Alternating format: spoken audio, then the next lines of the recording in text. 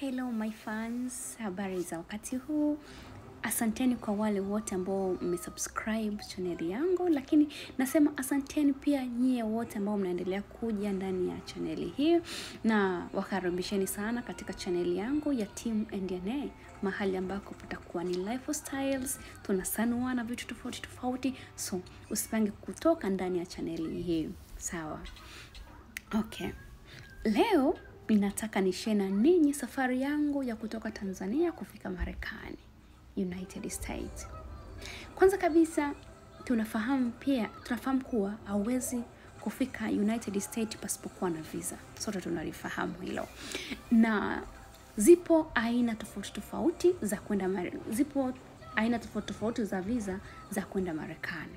Ipo B1 and B2, hii ni visa ya kutembea Marekani ama kufanya utalii Marekani. Lakini pia ipo visa hizi za green card lottery, hizi ni zile za kucheza bahati nasibu, na yenyewe inaweza kukupeleka Marekani. Zipo za F1, hii ni kwa wale wanaoenda chuo, wanaenda kusoma. Lakini pia ipo CR1, IR1, hizi pia ni aina ya visa ambazo zinaweza kupeleka Marekani, lakini ni baada ya tu kuwa umeoana na Marekani. Tofauti ya CR1 na IR1, CR1 ina green card ya 2 years na IR1 ina green card ya 10 years. Lakini zote ni visa ambazo zinafanyika baada ya kuwa umeoana na Marekani. Na ipo aina nyingine ya visa ambayo inaitwa K1 visa, ambayo ndio visa ambayo niliondokea nayo kutoka Tanzania kwenda Marekani. Hii ni visa ya uchumba, fiancé visa. Hii ukiwa na mchumba Marekani anaweza kufanyia petition kupitia hii form ya I-129 form ambayo ni fiancé visa. Na hii kigezo na masharti ni lazima uwe ulishawahi kukutana na mtu wako. Mkishakuwa mmemaliza kukutana, akirudi United States ndipo anafanya kuapply ama kufanya application ya hii K1 visa, na anatuma kwenda USCIS, yani kwenye migration yao kule, ili waweze kumwangalia huyu mtu kama ana vigezo vya kuweza kuingiza mtu Marekani. Si kila Marekani anaweza kuingiza mtu Marekani. Wanaangalia huyu mtu kipato chake anachofanya kinaweza kumudu kuingiza mtu ndani ya Marekani. Lakini pia wanaangalia huyu mtu hana criminal cases zile ambazo ni critical. Wakishajiridhisha je huyu mtu alishakutana, yani vile vigezo vyote mtu wako akiwa navyo, basi kule USCIS wanafanya kuapprove hiyo case, na wakishamaliza kuapprove hiyo case inatumwa Tanzania. Wewe unakuwa na track namna visa yenu inavyoendelea kupitia Track My Visa. Unakuwa nayo kwenye simu yako, yani kila wakati unaangalia what is going on, mpaka mwisho wa siku unapata kuona kumbe imetumwa Tanzania. Kisha kwa imetumwa Tanzania na visa ikawa iko ready, ukiangalia kwenye status unaona iko ready, unachotakiwa kufanya ni nini? Nenda kajaza ile DS-160. Kuna kitu kinaitwa DS-160 ambacho sasa wewe ndo kama unaomba kwamba sasa hapa mimi fulani ndo naomba sasa kama visa yenyewe. Tayari usharahisisha mambo yashakuwa mepesi, mchumba wako ashakufanyia kule, sasa hivi ni zamu yako. Kwa hiyo unajaza form, alafu una submit ile form kuisubmit lazima kulipa. Unalipa sasa visa ya kwenda Marekani. Wengi tunajua visa ya Marekani ni $250 na ngapi, kitu kama hiko. Kwa hiyo unalipa hiyo dola. Ukishalipa hiyo dola, unafanya una schedule siku ya kwenda, unafanya schedule ya kwenda interview, lakini pia unafanya schedule ya medical check-up.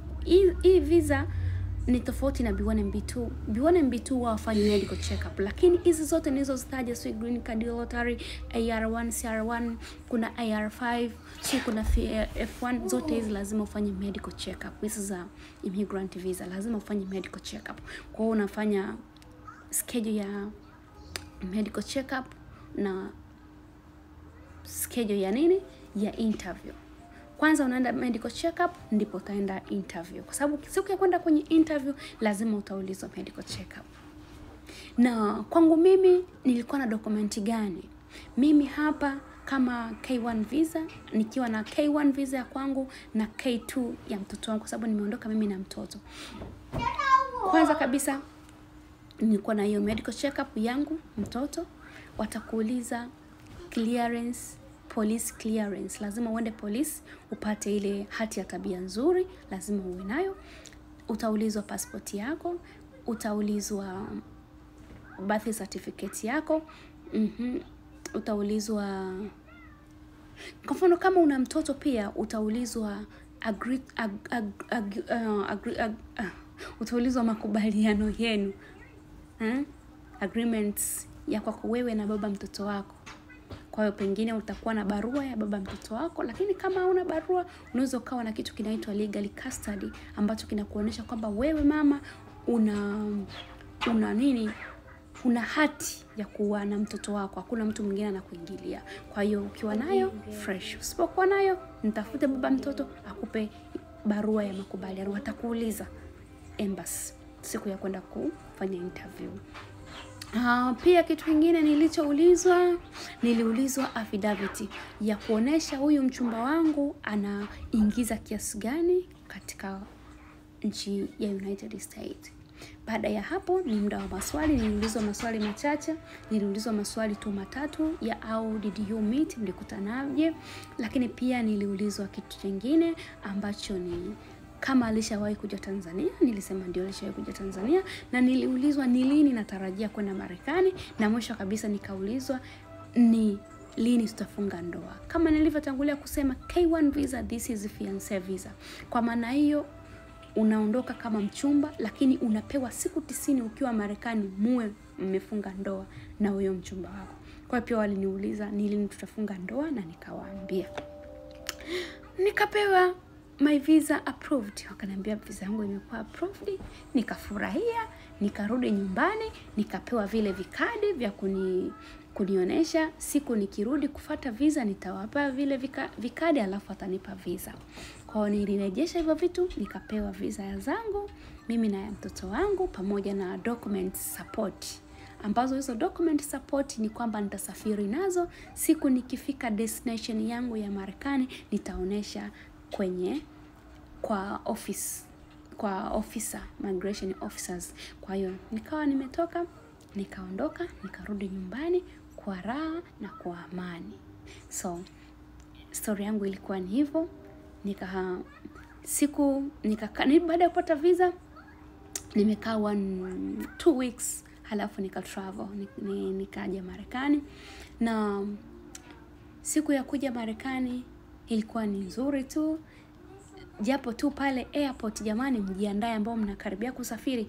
Pale airport wanauliza maswali mengi, wanapoteza muda, halafu wanapanikisha guys. So kama una mpango wa kusafiri kwenda nje, especially hizi international countries, kama unaenda international airport, pale wana maswali mengi, mara pale document checking, mara migration. Kwa hiyo nakupa nguvu, just be confidence. Alafu why mimi kwa kweli nilikasirika, kwa sababu ilikuwa walichukua muda wangu mwingi, alafu nilipanic. So mambo yalikuwa ni mengi. So nakupa hii ili sije kukukuta na wewe. Just prepare yourself, ili kitokea uwe tayari umejiandaa, usione kama surprise. Kwangu ilikuwa ni surprise, lakini mwisho wa siku niliingia kwenye ndege in last minute. Yani tuliingia kwenye ndege tunakimbia mimi na mtoto. Nilikuwa ni mtu wa mwisho kuingia kwenye ndege, walini hold muda mrefu pale kwenye document checking for nonsense things, lakini sikuwa na namna, kwa sababu vitu vingi walivyokuwa kiuliza sikuona hata mantiki yake. Kwa hiyo hata wewe jiandae, siku ukiwa unasafiri uwe unalifahamu hilo, kwamba international airport wanauliza maswali mengi sana, wanakupanikisha hivyo yani. So guys, nitaendelea kuwapa updates, nitaendelea kushare na ninyi which is going on here. Nitaendelea kuwaonesha kila kitu. Kama una kitu chochote unaweza ukanifuata, nikakuelekeza, nikakuelezea vizuri in details. So let's be together, let's support each other for any means. Have a good day guys.